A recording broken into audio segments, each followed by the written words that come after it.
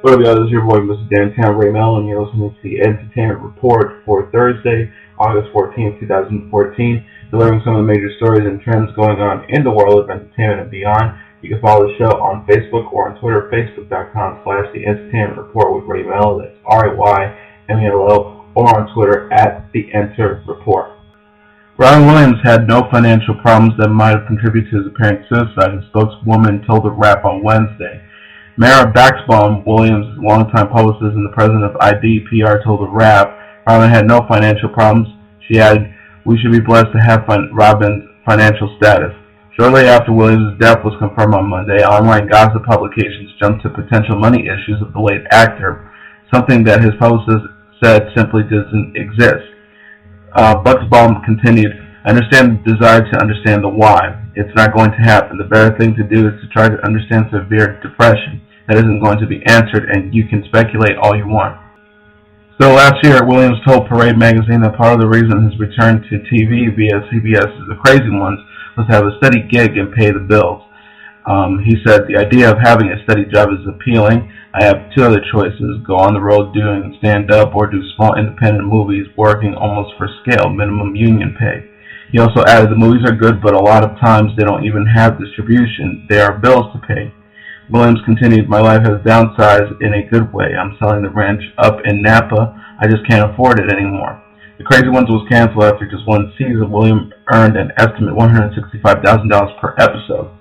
Buxbaum said that in that interview, her client was expressing his appreciation for stability and was otherwise joking about a comfortable financial status.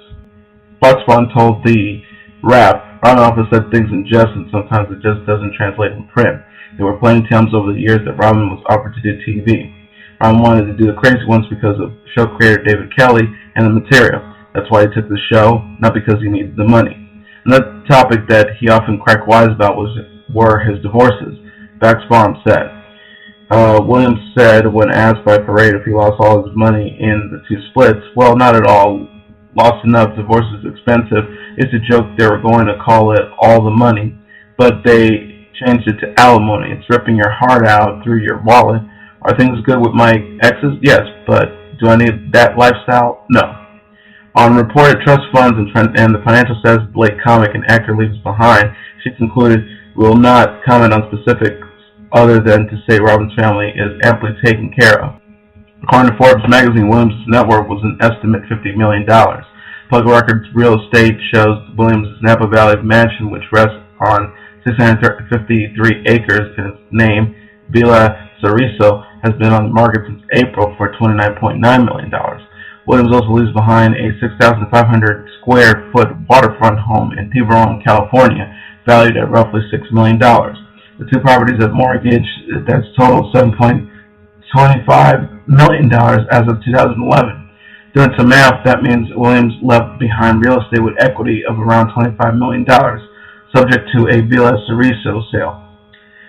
Legal trust expert Bruce Gibner says, adding, "Presumably there are no probable issues because he had good legal advice and had a fully funded living trust. Presumably there will be no interesting legal issues because his trust provides that the assets will be held for his wife and children." And in a related story, Robin Williams' daughter Zelda Williams suspends social media in wake of her father's death. Zelda has quit Twitter and Instagram following online harassment over her father's death. While the 25-year-old actress' social media accounts were flooded with mostly well wishes, a few anonymous users criticized the fact she didn't post enough pictures of her father. Several sent graphic Photoshop images along with crude and hateful remarks. She shared on Instagram along a photo of a butterfly. "I will be leaving this account for a while, but while I heal and decide if I be deleting it or not. In this difficult time, please try to be respectful of the accounts of myself, my family, and my friends." She also added, "Mining our accounts for photos of dads or judging me on the number of them is cruel and unnecessary. There are a couple throughout, but the real private moments I shared with him were precious, quiet, and believe it or not full of photos or selfies." She also added, I share him with the world where everyone was taking their photos with him, but I was lucky enough to spend time with him without cameras. That was more enough.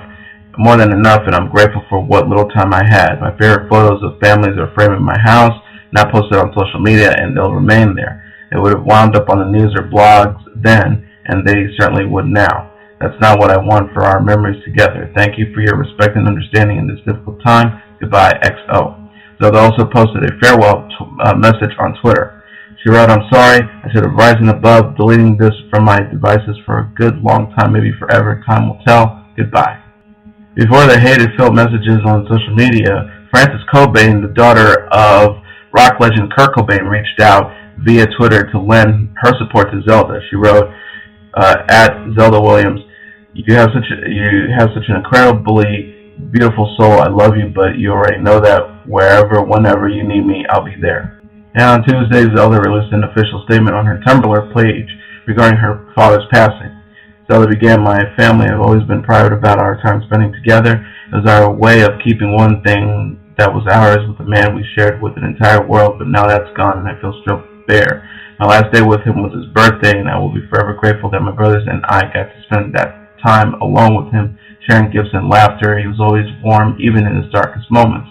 While I'll never ever understand how he could be so loved so deeply and not find it in his heart to stay, there's minor comfort in knowing our grief and loss in some way is shared with millions. It doesn't help the pain, but at least it's a burden countless others know now we carry, and so many have offered to help lighten the load. Thank you for that. And in typical Robin's fashion, Zelda also addressed those who weren't sending warm wishes her family's way with Williams' wit. She says, to those he touched who are sending kind words, know that one of his favorite things in the world was to make you laugh. As for those who are sending negativity, know that some small giggling part of him is sending a flock of pigeons to your house to poop on your car. Right after you have had it washed, after all, he loved to laugh too. Dad was and is and always will be one of the kindest, most generous, gentlest souls I ever known. And while there are a few things I know for certain right now, one of them is that not just my word, but the entire world is forever a little darker, less colorful, and less full of laughter in his absence. We'll just have to work twice as hard to fill that back up again. R&B singer Chris Brown was in court in Los Angeles Wednesday for a progress report on his probation, and the results were glowing. All his random drug tests were negative, and he attended bi-weekly therapy sessions for anger management. The judge agreed to cut the singer a break and scaled back the number of drug tests from 3 a week to just 2. Pretty impressive for a guy who had to be carried out of a club back in June. Joey Kramer, the legendary drummer for Aerosmith, had heart complications Tuesday, and the band has canceled some upcoming shows, according to TMZ. A source close to the band told TMZ Kramer has had heart issues in the past. A member of the crew told TMZ the 64-year-old will undergo heart surgery, but cannot confirm that. The group has now canceled the Concord, California concert scheduled Wednesday night. TMZ also told members of the crew have been told the Washington show scheduled for Saturday will also be canceled. Rapper-producer Future and his girlfriend, R&B singer Ciara, are done for good. The engagement is off and they are officially single, sources connected with the former couple told TMZ. Ciara is the one who did the breakup. She claims he was cheating on her while on tour. It's complicated because they have a 3-month-old son, Future Zaire. TMZ told she has the kid and fully intends to get full custody. As for Future's response to Ciara's allegations, so far he's radio silent. Gossip Girl star Kelly Rutherford burst into tears and freaked out after a judge shut down her last-ditch effort to keep her kids in the U.S. Rutherford claims another judge had illegally awarded custody of her 2 kids to her ex-husband, Daniel Gersher, who lives in France. Rutherford claims the judge effectively deported the kids. So she was in federal court Wednesday asking a judge to step in, but the federal judge says he didn't have the power. Outside the courtroom, Rutherford broke down saying, "My own country won't save my children and I pay taxes." The judge gave Rutherford a ray of hope, saying although he didn't have jurisdiction over custody, he would set up a conference call Friday with him, Rutherford, and Gersh's lawyer to figure out a way for Gersh, who has immigration issues, to come back to the U.S. to live. The clock is ticking. If the judge Hale's marriage doesn't work, the kids go to France August 19th. Rapper Remy Ma is finally free after 6 years behind bars. Apparently they have Netflix in the joint because she totally got out referencing the hit series Orange is the New Black. Ma was in New York City Tuesday afternoon when a TMZ photographer asked her to compare her time inside to life at the Litchfield Penitentiary. Ma must have been binge-watching the show hardcore because she answered the question despite being out of jail for less than 2 weeks. Hard to blame. It's an addicting show. Ramona Singer, who stars in Real Housewives of New York City, has gone to the NYPD claiming her estranged husband's mistress has been stalking her, TMZ has learned. Law enforcement sources told TMZ Ramona called 911 Wednesday afternoon claiming the woman had followed her to a restaurant. Ramona revealed last week she was leaving her husband Mario Singer, although she didn't say why. Other members of the cast dimmed Mario to the media. At least they alleged she was cheating. But TMZ now knows Singer herself believes Mario was cheating, and for some reason she believes the mistress is obsessed with her. Cops went to the restaurant, but the woman in question was eating lunch with the man and had no connections to either Ramona or Mario. Singer producer Akon only has money problems. He may have a significant problem with math. Now he faces repo on a car that is worth less than what he owes. The rapper's leasing company has filed documents to repossess his 2010 Ferrari 458 Italia. According to the documents, Akon stopped making lease payments and now owes a whopping $250,000. The blue book on the car is worth $225,000, and it gets worse. The total cost of the lease is $360,000, so Akon could be on the hook for even more. As for his position, he says he made at least 37 payments of the car. A standalone Aquaman movie is swimming in its way towards the big screen as Warner Brothers has hired Will Beall and Kurt Johnstad to write separate screenplays in an effort to speed up the development process. An individual familiar with the studio's plan has told The Wrap. Warner Brothers had no comment. Jason Momoa will be playing Aquaman in Zack Snyder's Batman vs. Superman: Dawn of Justice and its follow-up Justice League. Through Warner's is yet to confirm Momoa's role. Aquaman is expected to play a minor role in Batman vs. Superman before becoming a more central character in Justice League. Johnstad has worked with Snyder before on 300, while Beall has worked with Warner Brothers before on Gangster Squad. Actor Michael Cera, who's best known for comedies like Superbad and Arrested Development, dropped an 18-track digital album online on Tuesday, and curious listeners can currently stream it for free. If they like what they hear on True That, they can buy the album for $7. Cera has shown off his musical talents before in movies like Juno and Scott Pilgrim, as well as on tour with the indie rock band Mr. Heavenly in 2010. Chris Walla, co-founder, multi-instrumentalist, and producer for indie rock act Def Cab for Cutie, has announced he'll leave the band following their current run of festival dates, culminating with a headline performance at Rifflandia in Victoria, British Columbia. Walla said in a statement, "I will miss being a quarter of this band and will support whatever course Def Cab for Cutie chooses from here. I am profoundly grateful to Ben, Nick, and Jason for the experiences that define my adult life. Truly grateful beyond words. Thank you." The band is finishing work on their as of yet untitled 8th studio album produced by Rick Costley, who's produced for bands like Interpol and Franz Ferdinand, and recorded in Los Angeles. The LP is expected to be released in early 2015. With extensive touring to follow. Further information about the band's touring itinerary is available at the band's official website.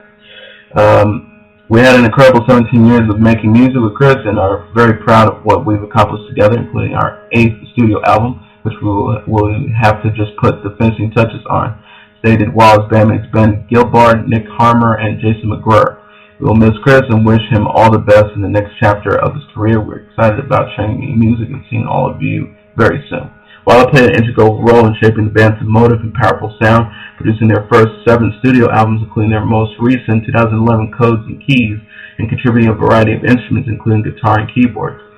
In his full statement, Walla acknowledges his deep sadness in leaving the band, but also admits he longs for the unknown. He says, "Deciding to leave the band was not and is not easy. It's really, really sad. I love my bandmates and I'm proud of what we've done, and mercifully those things don't change with my departure. Moving forward, my plans are simply to continue making music, producing records, and run on the side of benevolence and beauty whenever possible.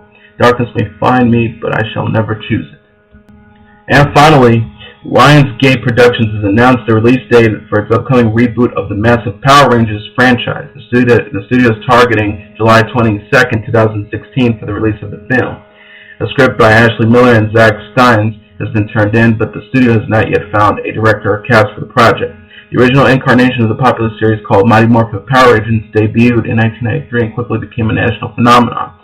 It was the story of a group of high school kids who gained superpowers, making them masters of martial arts and able to pilot massive interconnecting robots a la Voltron. The series has been in continual production for the past 2 decades, debuting its latest incarnation in February 2014. It has taken on different titles and casts like Power Rangers Zeo, Power Rangers Ninja Storm, and the current Power Rangers Super Mega Force. Creator Haim Sabin is the producer on the new film, along with Brian Castantini, Alison Schirmer, and Robert Orci. With 20-plus years worth of stories to tap into, look for Lionsgate to be pushing it for a Power Rangers big screen franchise. The 2016 film will mark the 3rd theatrical release for the franchise. Mighty Morphin Power Rangers, the movie, capitalized on the property's initial success, starting with the original series cast and bringing in more than $66.4 million globally in 1995. It was followed by Turbo, Power Rangers movie, which served as the launching pad for the Power Rangers Turbo television series, but this second film failed to match the success of the first, earning less than $10 million globally. And as your entertainment report for Thursday, August 14, 2014, this is your host, Mr. Downtown Ray Mello. I'll be back tomorrow delivering some of the major stories and trends going on in the world of entertainment and beyond. You can follow the show on Facebook or on Twitter, facebook.com/The Entertainment Report with Ray Mello, or on Twitter @The Enter Report. I'll see you again tomorrow. Bye, everybody.